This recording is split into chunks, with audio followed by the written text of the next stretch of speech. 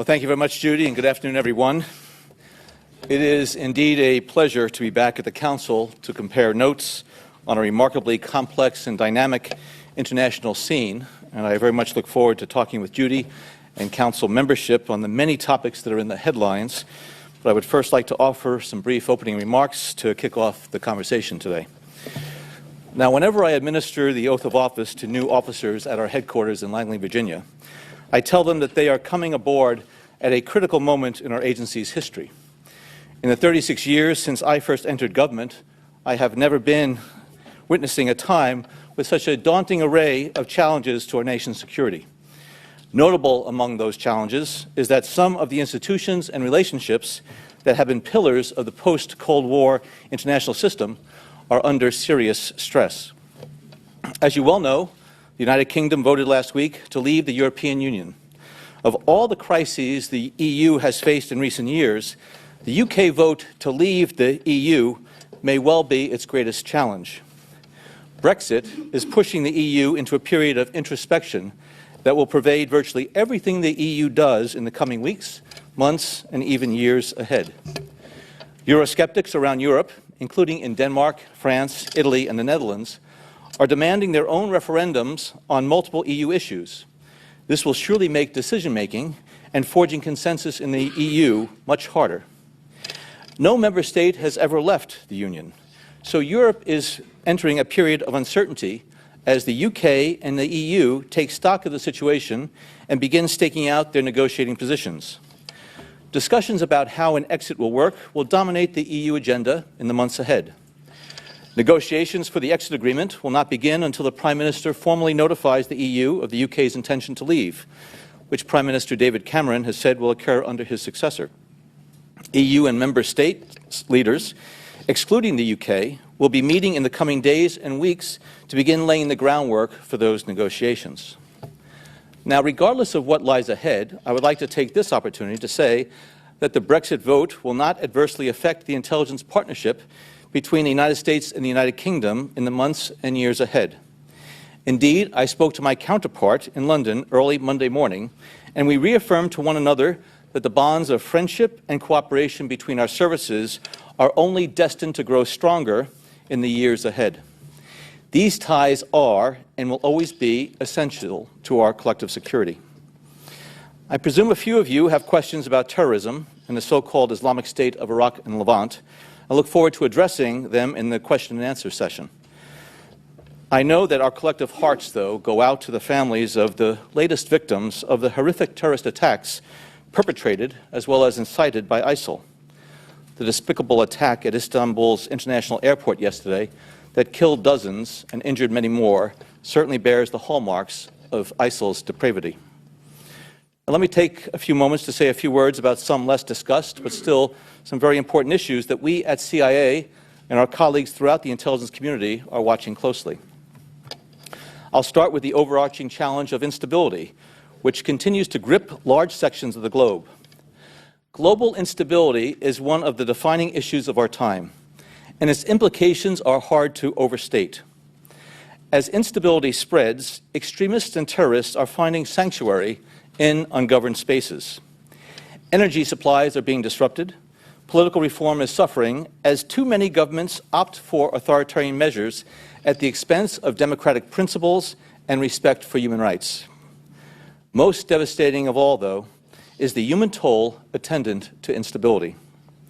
Last week, the United Nations reported that the number of people displaced by global instability and conflict had reached 65 million, the highest figure ever recorded. In a host of countries, from East Asia to the Middle East to West Africa, governments are under stress and civic institutions are struggling to provide basic services and to maintain law and order.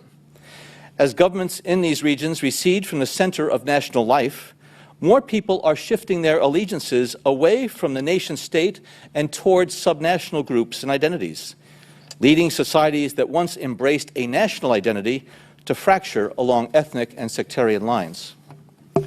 Nowhere is this trend more evident than in the Middle East, a region that I have studied closely for much of my professional life. When I lived there years ago, I liked to walk through neighborhoods and villages to observe the rhythms of daily life. I remember seeing people of different backgrounds and beliefs living side by side, secular and devout. Today, relations among these groups are too often marred by suspicion and distrust and even outright hostility. Extremist groups have played a key role in fueling these tensions, luring impressionable young men and women to join their cause and spreading false narratives meant to divide and inflame. In some areas, a whole generation of growing up in an environment of militarism without a chance to develop the skills to contribute or even to engage in modern-day society. The underlying causes of these trends are complex and difficult to address, and the long-term consequences of these developments are deeply troubling. Global instability is an issue that affects all countries, from Russia to China to the United States, and it must be met by a strong collective response from the international community. I am certain that this issue will loom large on the agenda of the next administration. Another strategic challenge is dealing with the tremendous power, potential, opportunities, and risks resident in the digital domain. No matter how many geopolitical crises are seizing the headlines, the reliability, security, vulnerability, and the range of human activity taking place within cyberspace are constantly on my mind. On the cybersecurity front, organizations of all kinds are under constant attack from a range of actors: foreign governments, criminal gangs, extremist groups, cyber activists, and many others. In this new and relatively uncharted frontier, speed and agility are king. Malicious actors have shown that they can penetrate a network and withdraw in very short order, plundering systems without anyone knowing they were there until maybe after the damage is already done. While I served at the White House, cyber was part of my portfolio, and it was always the subject that gave me the biggest headache. Cyber attackers are determined and adaptive. They often collaborate and share expertise, and they come at you in so many different ways with an ever-changing array of tools, tactics, and techniques. Moreover, our laws have not yet adequately adapted to the emergence of this new digital frontier. Most worrisome, from my perspective, is that there is still no political or national consensus on the appropriate role of the government, law enforcement, homeland security, and intelligence agencies in safeguarding the security, the reliability, the resiliency, and the prosperity of the digital domain. The intelligence community is making great strides in countering cyber threats, but much work needs to be done. As we move forward on this issue, one thing we know is that private industry will have a huge role to play, as the vast majority of the Internet is in private hands. Protecting it is not something the government can do on its own. Right up there with terrorism, global instability, and cybersecurity is nuclear proliferation and the accompanying development of delivery systems, both tactical and strategic, that make all too real the potential for a nuclear event. Unsurprisingly, top of my list of countries of concern is North Korea, whose authoritarian and brutal leader has wantonly pursued a nuclear weapons program to threaten regional states and the United States, instead of taking care of the impoverished and politically repressed men, women, and children of North Korea. So what else is there besides terrorism, global instability, cybersecurity, and nuclear proliferation that worries the CIA director and keeps CIA officers busy around the clock and around the globe? Well, as a liberal arts guy from the baby boomer generation, the rapid pace of technological change during my lifetime has been simply dizzying. Moreover, as we have seen with just about every scientific leap forward, new technologies often carry substantial risks to the same degree that they hold tremendous promise. Nowhere are the stakes higher for our national security than in the field of biotechnology. Recent advances in genome editing that offer great potential for breakthroughs in public health are also cause for concern, because the same methods could be used to create genetically engineered biological warfare agents. And though the overwhelming majority of nation-states have tended to be rational enough to refrain from unleashing a menace with such unpredictable consequences, a subnational terrorist entity such as ISIL would have few compunctions in wielding such a weapon. The scope of the bio-threat, as well as potential measures to mitigate it, were laid out very clearly last October in the bipartisan report of the Blue Ribbon Study Panel on Biodefense, chaired by former Senator Joe Lieberman and former Homeland Security Secretary Tom Ridge. As with the cyber threat, the international community's response to this issue lags behind the technology driving it. Effectively countering this danger requires the development of national and international strategies, along with the consensus of the laws, standards, and authorities that will be needed. And as CI officers and their intelligence community colleagues work hard to protect our country from the darker side of technological change, we are mindful of how even beneficial advances can have destabilizing effects in the long run. Agency all-source analysts, drawing from academic studies and other elements of the ever-expanding pool of global open-source information, seek to offer our national leaders early warning of potential challenges that could arise from the advances we are seeing today across the spectrum of technological endeavors. As former Defense Secretary and CI Director Bob Gates is fond of saying, when intelligence officers smell flowers, they look around for a coffin. That remains a pretty good depiction of our intelligence mindset. One example, again taking a page from the biotech and life sciences sectors, is how a wide range of breakthroughs that potentially could extend life expectancy, such as new methods of fighting cancer and a greater understanding of the aging process, could reinforce the trend toward older populations in advanced nations.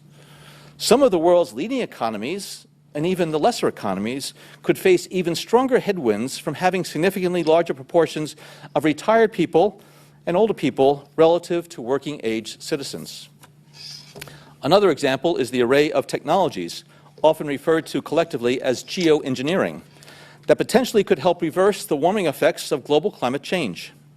One that has gained my personal attention is stratospheric aerosol injection, or SAI, a method of seeding the stratosphere with particles that can help reflect the sun's heat in much the same way that volcanic eruptions do. An SAI program could limit global temperature increases, reducing some risks associated with higher temperatures and providing the world economy additional time to transition from fossil fuels. This process is also relatively inexpensive. The National Research Council estimates that a fully deployed SAI program would cost about $10 billion yearly. As promising as it may be, moving forward on SAI would also raise a number of challenges for our government and for the international community. On the technical side, greenhouse gas emission reductions would still have to accompany SAI to address other climate change effects, such as ocean acidification, because SAI alone would not remove greenhouse gases from the atmosphere. On the geopolitical side, the technology's potential to alter weather patterns and benefit certain regions of the world at the expense of other regions could trigger sharp opposition by some nations. Others might seize on SAI's benefits and back away from their commitment to carbon dioxide reductions. And as with other breakthrough technologies, global norms and standards are lacking to guide the deployment and implementation of SAI and other geoengineering initiatives. Now, I could go on and on and on and on about the things that fascinate me, but rather than talk about them, I thought I'd stop here and start the conversation with Judy, and then I can take some of your questions. I very much appreciate the invitation to come back here in the Council on Foreign Relations, and as I say to all the groups I speak to, it is a tremendous honor and privilege every day to be referred to as the Director of Central Intelligence Agency. I lead an organization full of patriotic men and women who take great risks and put themselves on the front lines in order to keep their fellow Americans safe and secure, and to do what they can to keep this country's security secure. Thank you so much.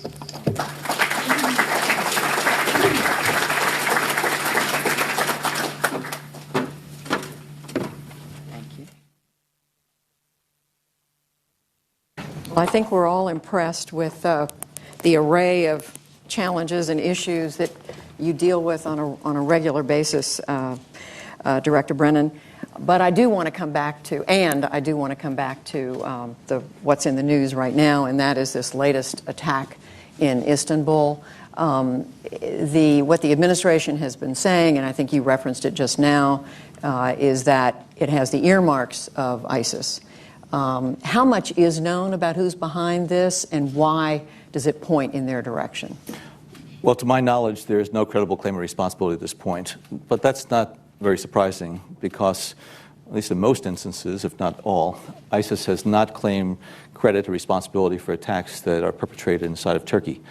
I think what they do is they carry out these attacks to to gain the benefits from it in terms of sending a signal to our Turkish partners, but at the same time not wanting to potentially maybe alienating some of those individuals inside of Turkey that they may still be trying to gain the support of.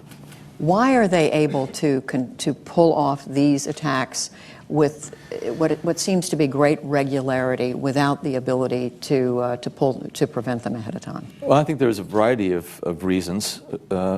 First, when individuals are committed to carry out these attacks, these so-called suicide attacks that kill and maim so many people, they really don't have to worry about an escape route. It makes carrying out that attack so much easier because what they do is then just want to make sure they're able to penetrate whatever sort of perimeter defense there might be, and in a lot of these civilian areas there is no perimeter defense. That's part of what an open society is.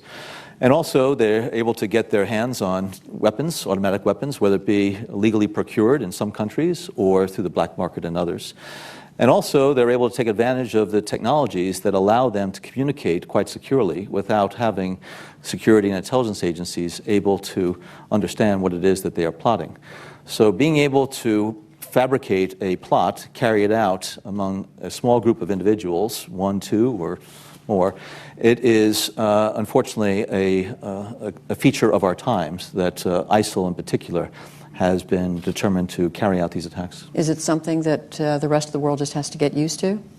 I don't think we should ever get used to it. I think what we have to do is to redouble our efforts to try to uncover what they're doing, stop them in terms of carrying out these attacks, but also go to the source of it, which is those who are directing and orchestrating these attacks. And ISIL, most of the attacks are either directed or incited by their external operations group, which is resident in the Syria-Iraq theater.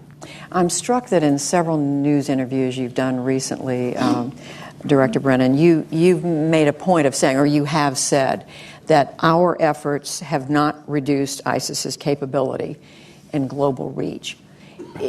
There's a frustration that seems to come through in not that there's an expression on your face, but what is it? I mean, what does this mean to you as somebody who's been working in this area for so long? Well, any intelligence or security or law enforcement professional who has the responsibility to try to prevent these attacks from occurring, and those who have been involved in counterterrorism for quite some time, are interested and determined to do whatever we can to destroy these organizations that give birth to these horrific attacks.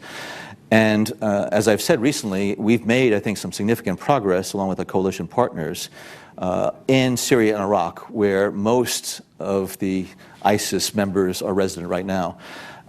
But the ISIS's ability to continue to propagate its narrative as well as to incite and carry out these attacks, I think we still have a ways to go before we're able to say that we have made some significant progress against them. Is it the need for better intelligence? Is it better? Do we need more resources, more money poured into the effort? What is it? The challenge with ISIS, which is much different than Al-Qaeda. Al-Qaeda at its height had maybe a couple thousand individuals with a core of several hundred. ISIS has tens of thousands of individuals that are scattered not just in the Middle East, but also to West Africa, to Southeast Asia, and beyond. And so there's the scope of the problem, number one. Number two, they have made very sophisticated use of communication systems, and in order to protect and protect their communications as well as prevent the authorities from having insight into what they're doing. And also they've fed upon the instability that has racked the Middle East. We see that in the aftermath of the Arab Spring, Al-Qaeda and ISIS had nothing to do with the initiation of the Arab Spring, but they have taken full advantage of the collapse of some governments, the ungoverned spaces, and the movement of people and goods in this 21st century world, I think in many respects can facilitate what it is that ISIS is trying to do. And so we've seen that they don't even have to reach out and touch somebody. The horrific attacks in Orlando, an individual who is able to access the material, but also you have individuals that they're able to guide and direct and to deploy. And so there's a range of challenges that intelligence security agencies have. But also it's sharing information among nations around the world. And we saw that in the aftermath of Brussels' attack in Paris. We're trying to work with our European partners There are 28, I guess soon to be 27, EU members, and they have different legal systems, different structures. How are they going to share information in a rapid and timely fashion in order to stop individuals who we may have a bit of data on? Well, and speaking of that, with the Brexit vote, you said that it's not going to affect the U.S. partnership with Great Britain, with the U.K., but what about these other 27, 28 members, give or take? How can it not affect your ability, the ability of the CIA and other members of the intelligence community in the U.S. to deal with every one of these different entities in these other nations? Well, that's what we do right now. Much of our interaction is with the intelligence security services and bilateral channels. We're trying to have multilateral sharing arrangements whereby we can all collectively use the information that we individually collect and have access to.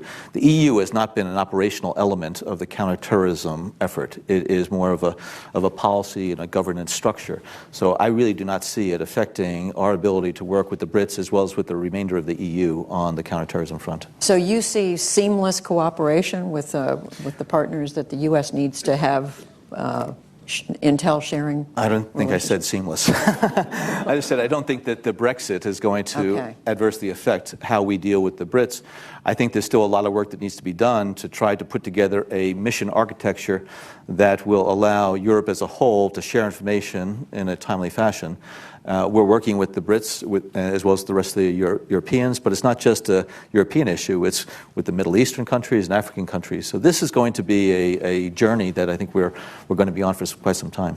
And here in the U.S., with the Orlando attack, which you just mentioned, with what happened in San Bernardino, do you feel you've learned something from those two incidents that puts you in a better position to understand what to do to prevent or to get into the minds of these young people, mainly young men, who are carrying out these ISIS-inspired, what appear to be ISIS-inspired? Well, I think there are a couple of takeaways. One is that this country has done a great job since 9/11, making the American homeland much more difficult for terrorist organizations abroad to penetrate physically and send people over because of things like the watch lists and the very close cooperation between law enforcement and intelligence. We see the most recent examples of those who were here and who were incited to carry out these attacks. I have tremendous respect for the FBI's capabilities. I interact with Jim Comey on a regular basis. The FBI has a real challenge because there are individuals who could be in their home, will have no interaction with other people, but will be on the internet and will be shaped and influenced by what they're seeing in terms of this narrative, and will decide on their own, maybe with a spouse or maybe with others, or maybe alone, to carry out an attack. And if they get their hands on a weapon or the explosive material, they can do great damage before the signatures that are traditionally associated with traditional terrorist groups are seen. And what is the CIA's role in working with the FBI on that? Because you're right, it's a domestic challenge, but the CIA, I mean... Well, CIA, working with our other partners, NSA and Homeland Security, as well as the National Counterterrorism Center, I think we do a very good job of sharing as much data information as possible, all the puzzle pieces. And so any lead we may have from overseas collection or access, we make sure it's shared with our partners. Any of the trends or developments that we see in terrorist organizations in terms of their modus operandi, we share that immediately. And so it's a constant interaction between all the different elements of the U.S. counterterrorism community that I think has helped protect this country. So the vulnerabilities that existed in 9/11, that the 9/11 hijackers and killers took advantage of, they no longer exist. However, there are other ways that an ISIS can adapt to the reality now to be able to carry out these attacks. Right. I want to come back to ISIS in Syria and in Iraq, because yes, there's been some progress, as you say, but it's frustratingly slow. And you're dealing with, you have the Iranians playing a role in Iraq, and I guess to a lesser extent in Syria, but certainly in Iraq. Do you see the Iranians as being supportive, being in a supportive role because of the side they take in Iraq, or do you see them as being in the opposite? Yes. There are things that they can do and have done in order to address some of the terrorist threats that they face, which are similar to ones that we face. one of the things about ISIS that really distinguishes it from al-Qaeda is that it has a very strong anti-Shia dimension to it. That's how it sort of rolled over many parts of Iraq. Because of the years where the Sunni community felt as though a Shia-dominated and Iranian-influenced government in Baghdad was not addressing the needs of the Sunni community. So I think they are very concerned about that growth. At the same time, Iran is still identified by the U.S. government as the leading state sponsor of terrorism because of what they have done.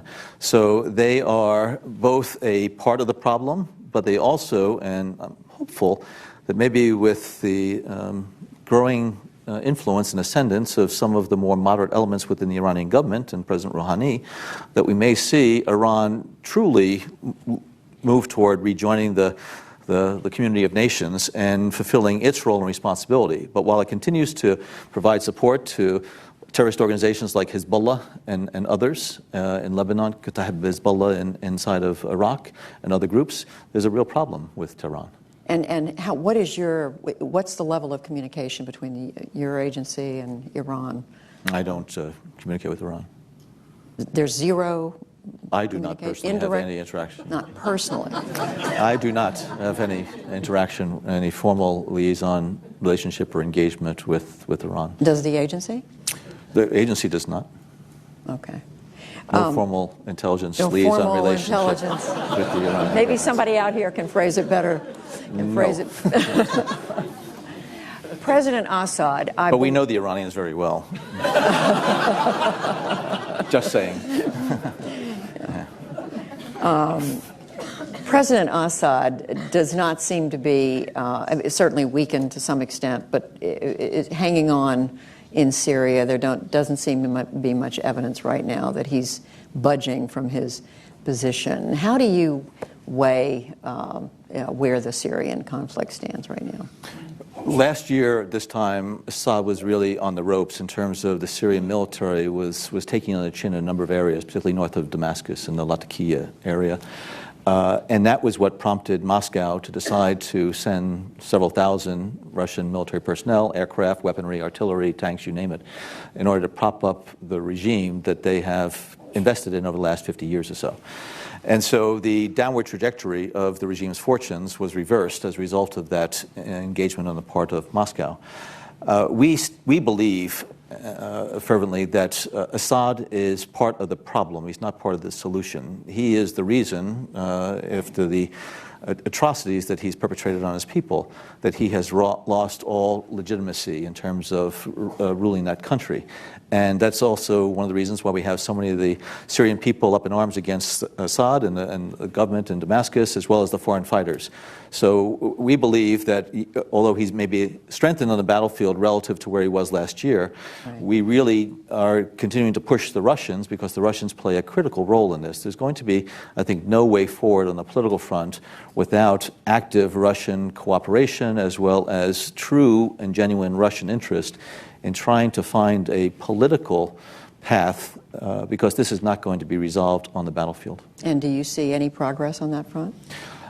I have had numerous interactions with my Russian counterparts, visited Moscow and talked with them. I feel as though they can do more. They probably feel that we can do more. But they, I don't believe, have lived up to the commitments as far as honoring the cessation of hostilities and getting the trajectory of the Syrian conflict on a better course, particularly on the political transition front. So how do you turn that around? How do you change that?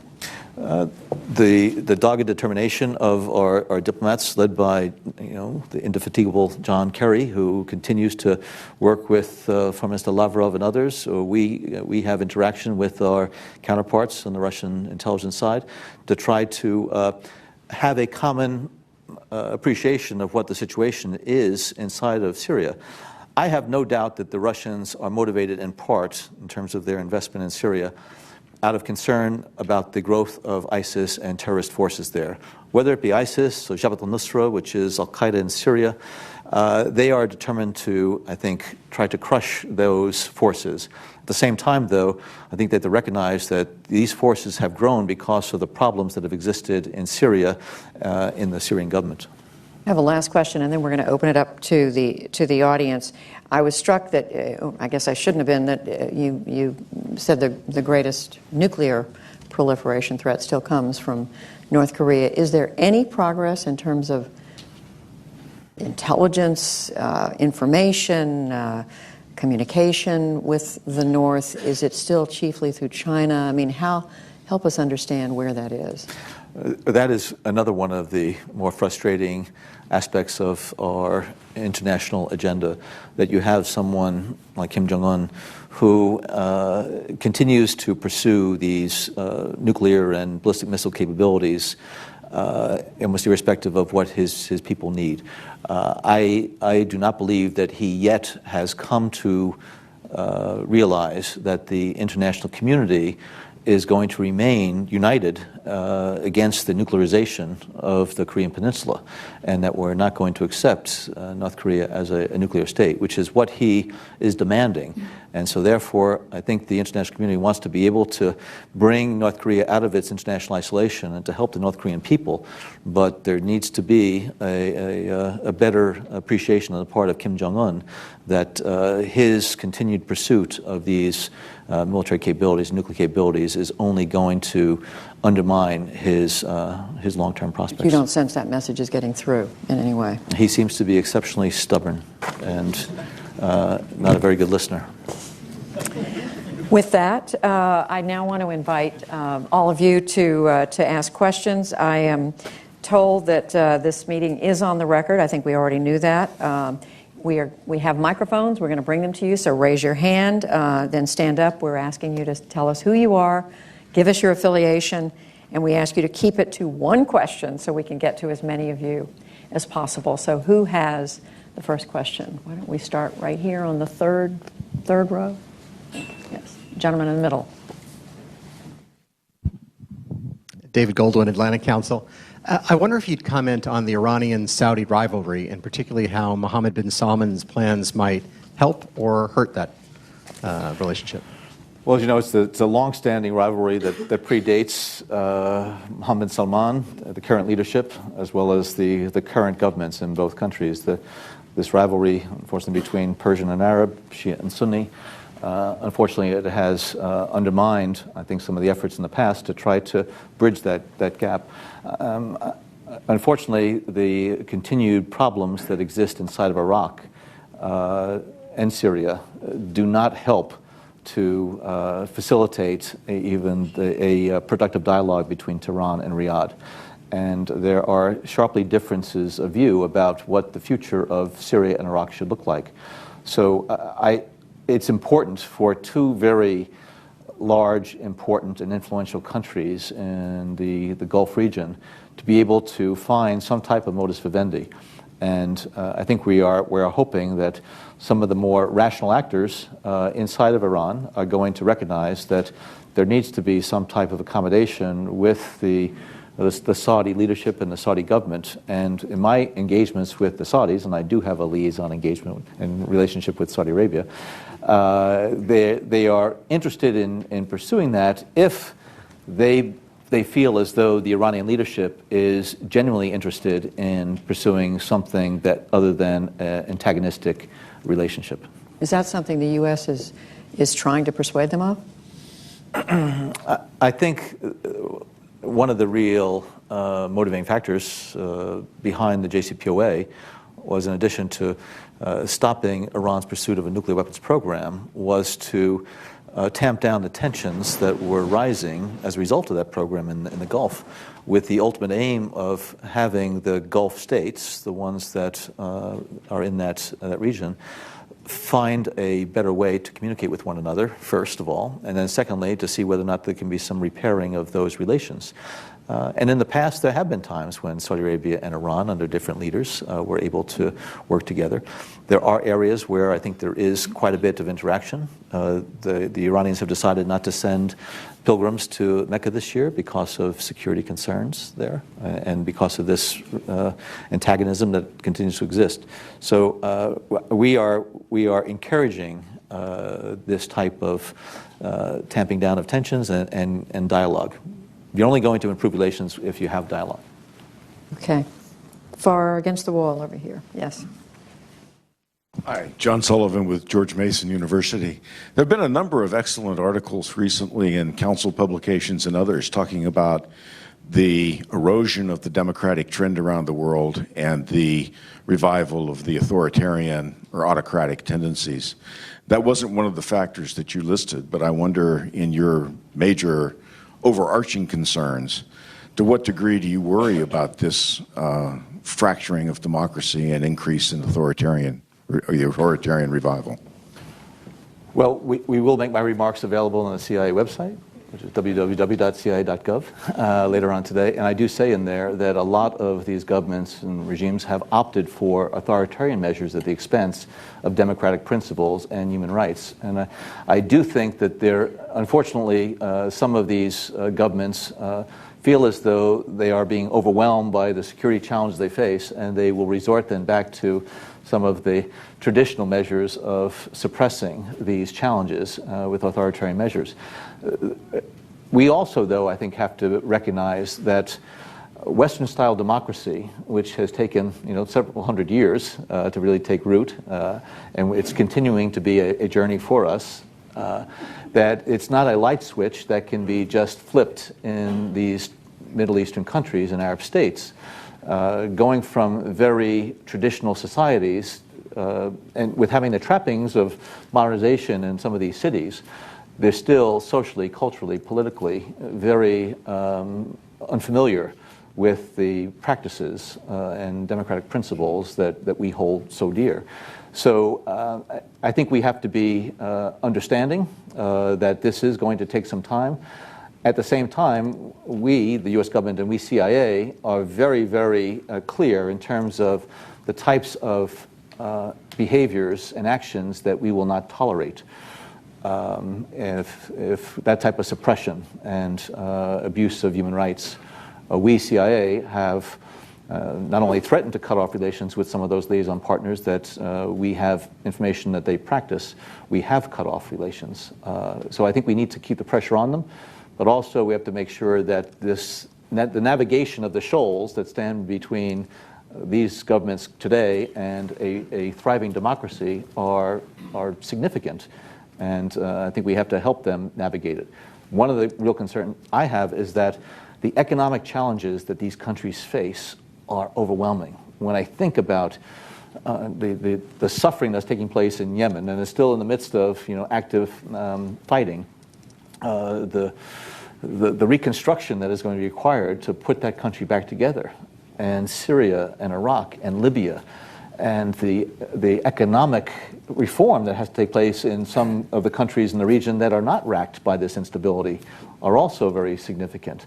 So how do you make these structural changes, both on the economic front and the political front, while you're dealing with some of these insidious threats that some individuals who purport to who demonstrate or protest purportedly in the name of democracy are not really interested in a flourishing democracy. They're interested in bringing down one authoritarian regime in order to maybe put up another one. So I think the Middle East is racked by a number of problems right now that I think is going to be front and center for this government, United States government, and the next administration for many years to come. Yes, in the back. This woman right here. Yeah. Hand up. Thank you. Kim Dozier with the Council. Sir, you mentioned in recent testimony that ISIS, Daesh, ISIL, would have to lose a lot more money, materiel, and manpower before we'd really see them, quote unquote, on the back foot. Is it also possibly time to retire phrases like on the back foot or in retreat? Because all of these different groups over the past 15 years have seemed to just changed names, but the ideology just switches to a new group. Terrorism has been with us for millennia. It has been used by groups over the years for all sorts of political and ideological purposes. The sad fact is that carrying out these acts of terrorism can be relatively inexpensive. They can be relatively easy to fabricate, put together, and then to carry out. And when you have, though, a motivational engine like ISIL, Daesh, that is able to encourage as well as to participate in this, it makes the situation and the potential even that much greater and more serious. So when I commented in recent testimony that we have made progress on the battlefield and we're still, though, a ways from being able to say that we're able to successfully thwart this ISIL growth, what I'm saying is that it really has been generated now by what has happened, the phenomenon within the Syria-Iraq theater. It has a trajectory and a momentum that is carrying it forward. We need to have efforts that are designed to go upstream at where the external plotters are inside of Syria and Iraq. We need to be attacking the networks in terms of the flows of individuals as well as flows of the narrative and the poison that goes out, as well as working downstream to stop the attacks, whether it be in Istanbul, Paris, Belgium, Orlando, or whatever. So it needs to be a collective effort and a combined effort to attack all these different areas. But right now, I am still very concerned that the ISIL-generated engine of foreign terrorism outside of Syria and Iraq still has a lot of momentum that we cannot rest at all. We have to increase our efforts. I was struck after I gave that testimony how a lot of members of the esteemed media were trying to highlight how my comments differed from the White House's comments. I must tell you, I'm hard-pressed to think about where President Obama and I differ on this issue in terms of what we've been able to accomplish inside of Syria and Iraq, but at the same time, our concern about the lethality that ISIL can bring to all of our communities, either because their hand can reach that far, they've taken advantage of the openness of our societies, or because they're doing it via the internet. So I think we share a very similar view on the status of ISIL's fortunes, both inside the theater as well as what they can do in terms of external operations. Okay, in the very back, the hand up. Thank you. Yes, you. Thank you. Ken Delaney with NBC News. Mr. Brennan, you said in an interview yesterday that you'd be very surprised if ISIS wasn't plotting an Istanbul-style attack in the United States. Do you have credible evidence that such an attack is in the works, and has the chances of such an attack gone up in recent months or weeks? What I was saying was that we've seen ISIL carry out and incite an array of terrorist attacks in the region, beyond the region, directly, indirectly. And that I would be surprised that ISIL is not considering carrying out these attacks in the near abroad as well as the far abroad. And the United States, as we well know, is leading the coalition to try to destroy as much of this poison inside of Syria and Iraq as possible. So it would be surprising to me that ISIL is not trying to hit us, both in the region as well as in our homeland. And I think you see in the propagation of their material, they have a magazine, The Beak, that goes out, that says exactly that. It exhorts individuals to do it. So if anybody here believes that the U.S. homeland is hermetically sealed and that the Daesh or ISIL would not consider that, I think I would guard against that. Do you think we are more hermetically sealed or more sealed than we were after 9/11 or less? Absolutely. As I said, I think we have gone to great lengths, and we have briefed our foreign partners about how we learned some painful lessons as a result of 9/11. And so the intelligence, law enforcement, Homeland Security, other communities are working together today better than ever before. There is a tremendous volume of information and data that is out there, some of it accurate, some of it bogus, and trying to make sense of it all and put the different puzzle pieces together is challenging. So I think we're less vulnerable to the penetration, but physical, because of the actions we've taken. But as we've seen with as I mentioned, the internet, as well as ISIL's taking advantage of technologies that allow them to communicate in a very secure fashion, is certainly worrisome. Okay, right here in the second row. Yes.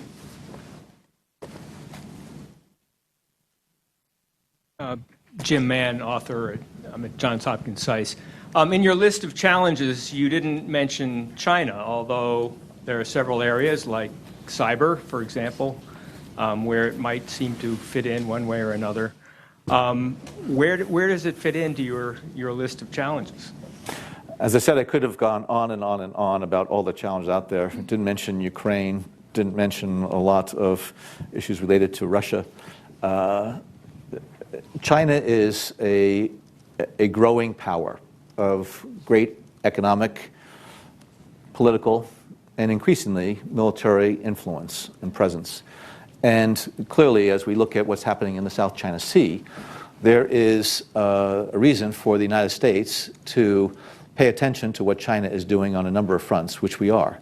And that's why there's the pivot to Asia, or making sure that our allies and partners in that region feel as though, with all the other things that are going on in the world, we have not neglected that area. I was out in Singapore a couple weeks ago, along with Ash Carter, at the Shangri-La conference, and met with the heads of the services, intelligence services from the ASEAN countries, as well as with my Chinese counterpart, as a way to maintain the dialogue and to let them know that the United States treats this region of the world very seriously, and we have very important national security interests that we're not going to step away from. And if anybody thinks we are, they are sadly mistaken. So what we need to do is to be able to keep our eye on all these balls simultaneously. And this is not an effort to try to contain China. It is an effort to try to make sure that U.S. national security interests are protected and advanced, as are the national security interests of our allies and partners in the region, and we fulfill our obligations, particularly in the area of freedom of navigation in those seas. Yes, second row over here. Mm-hmm. Hello, Christine Vargas, Controllers. Thank you for being here today. Another one on Iran. Given the lessening of sanctions, we're seeing a bit of a challenge getting investment into Iran, because European banks are taking a look and saying that that financial system doesn't look free of corruption yet, maybe I won't touch it. Given that dynamic, are you seeing the moderates in politics surviving until such time as those financial benefits come through?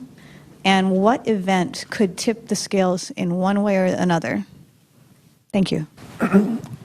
We are going through a transition period from the time when Iran was sanctioned across the board on so many fronts, and that financial institutions and companies adapted to the framework that they were prevented from engaging with Iran. Now we're transitioning to the new environment in terms of what is allowed under JCPOA. And it is an adjustment that needs to be made. And I know that U.S. officials and others are working with the Iranians as well as with third parties to make sure that it's understood what is permissible and how these things can be done. That takes some time. Anytime you're going to make a major adjustment like that. Do I think that the moderates are going to survive during this period of time? Absolutely. I think that the expectations among some within Iran, once the agreement was signed, were quite high, that there was going to be immediate relief as well as immediate dividends as a result of this. There were some, but I think there was a lot that this Iranian central government had to do in terms of taking care of some of those structural, strategic, macroeconomic issues and supporting the currency and some other things that they needed to do. And so the effect and impact on individual Iranians is going to take place over time. And we're very much hoping that that impact is going to be felt, certainly sooner rather than later, as a way to validate the course that President Rouhani and others are on. And so, again, this is going to take a bit of time. I'm sure some people may be frustrated by it, but I know that our government is working to fulfill the obligations that are attendant to the agreement. But this is taking a bit of time. The third row, yes. If you'll forgive me, an administrative question. You have to give us your name and affiliation first. Edward Lutvak. Yes. Administrative issue. Years ago, I heard you say that there was a need for more language training in the agency. Have you advanced in that direction? Because as I go around the world, I encounter your people, and they don't seem to speak the local language. Have you, I mean, you did say you wanted to do it. I'm just curious to know what was done. We only let you encounter the people we want you to encounter. as a way to continue to hide our presence overseas. But nobody speaks the local language. I go to many stations and to our folks overseas, and they are proficient in a variety of languages. We have a language strategic initiative at the agency where we continue to provide incentives, rewards, recognition for individuals who are able to not just enhance their language, but expand their repertoire of languages. It is something that's critically important. I take your point, and I have made the point that we need to have greater language capability inside of the CIA. But I would say that given that we are we have a global coverage that we need to fulfill. And the list of issues that we have to deal with continues to grow and grow and grow. Resources are finite. We need to be able to spread them around. But having the language capability is going to give us the opportunity that we need in order to fulfill our various missions. And particularly on the human front, it is critically important so that you're able to have the ability to interact with individuals that you want to be able to work closely with. Okay, right here, this gentleman on the fourth row, right here, on the aisle. Director Brennan, Scott Harold from the RAND Corporation, thank you and the women and men of the CIA for all of your efforts. I wonder if you could come back to China for a moment, and we've had a new election in Taiwan in January that brought to power the DPP in Taipei. There's signs that China is looking to make that relationship much more difficult to impose costs. I wonder if you could describe your sense of the growing threat, if you perceive one, from China to Taiwan. Well, I think under President Xi Jinping, he has a strategic vision of what he wants to be able to accomplish in the region, whether it is in the seas, as we see with the reclamation that is taking place and putting new facts on the ground or in the sea, as well as the relationship that he wants with the countries and others in the region. And I think the relationship with Taiwan is a very big one, an important one. And whether or not there is going to be an adjustment in that, I think it's going to be dependent on how Beijing views Taiwan and vice versa. And given that there is a new administration in Taiwan, given that there is a rather important dynamic that is going on in the region with how China is flexing some of its muscles, I think this also is in a period of transition. And I think there is this dynamism.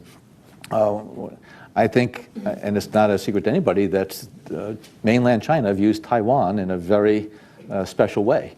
And I think it has aspirations to further solidify the relationship between mainland China and Taiwan. But I think this is all part of that adjustment with new leadership. And I think there sometimes campaign rhetoric that takes place not just here in the States, but also overseas, that once the reality of governance comes in, sometimes those views are tempered as far as the nature of interstate relations. So I'll leave it there.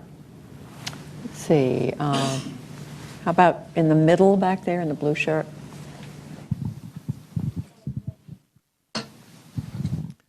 George Salem with DLA Piper. Director Brennan, my question concerns the 28 pages. You've been on record about your view of their relative lack of value. My question is timing of release and the level of declassification, and whether they will also be released with the investigative report, which puts it all in context. Well, I am only the director of CIA, so I don't make the decisions about the release of a congressional document, the joint inquiry that was produced in December of 2002, that subsequently was followed up with the 9/11 Commission that thoroughly investigated all the allegations and information that was in those 28 or 29 pages. So there's an executive branch responsibility because that document cited executive branch information. So there is I think has been said publicly, there's been a review that has been underway, and so there is going to be the appropriate discussions that need to take place between the executive and legislative branches to finalize that. I believe it's important that that document get out because there's so much speculation and conjecture about it. I have said that there are a lot of things in there that, unfortunately, I think will be used by some to maybe misrepresent the facts or history. But that's why the 9/11 Commission thorough research investigation really should be seen by folks as much more dispositive of it. And there are some other documents that may come out at the same time, as you point out. But again, I defer to others who have that decision-making responsibility. Okay.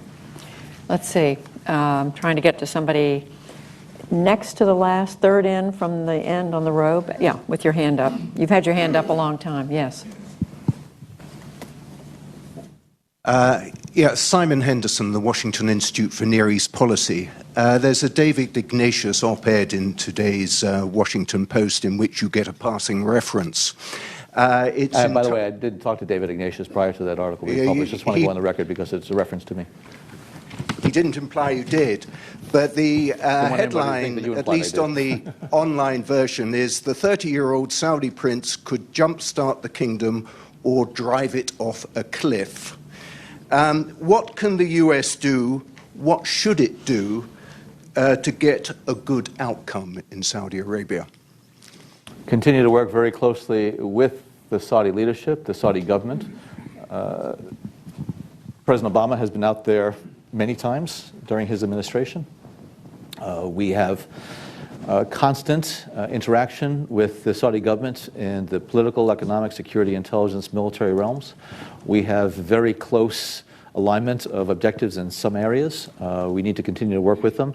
The Saudi 2030 vision and project that was spearheaded by the Deputy Crown Prince Mohammed bin Salman is an ambitious view of the future that I think the Saudi leadership as a whole deserves credit for thinking about how Saudi Arabia is going to prosper in the future across a number of different areas in terms of development, investment, employment, diversification of its economy. It is a very, very important country to the region's stability, to U.S. national security interests.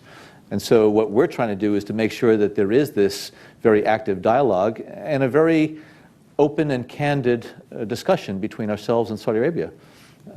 As I said, the President has engaged extensively and has been very open and honest and candid with the areas where we want to be able to work together with Saudi Arabia because we agree, and there are areas where there are disagreements. And I have been impressed that the dialogue has been so candid. And it's particularly important now because you have a new leadership, King Salman, Crown Prince Mohammed bin Nayef, and Deputy Crown Prince Mohammed bin Salman, who need to be working as a team. They have a number of challenges on the security front, given what's going on inside of Yemen, what's happening along their border inside of other countries. So it's a critically important relationship that we're going to continue to nurture and develop. Okay. This gentleman here, third in. This one right here. Mohammed El-Minshawi, Al Arabi Television. Would you please give us your assessment about the terrorism in Sinai and whether your agency cooperates with the Egyptians in that front? We do cooperate with the Egyptians. I spoke to my Egyptian counterpart earlier this week. We want to make sure that we're able to do what we can to help protect individuals inside of Egypt, Egyptians and others. The challenge inside of Sinai, there is an ISIL group there, but it used to be a local group, Ansar Beit al-Maqdis, that basically pledged allegiance to ISIL. And so it's not as though it's a startup. This was a group that was very active in the Sinai for a number of years that now is part of the ISIS global architecture. And so their responsibility for carrying out attacks against Egyptian security, military offices there, they've posed threat to the multinational force observers inside of the Sinai. So we work closely with the Egyptians. We try to give them the information that they need to prevent these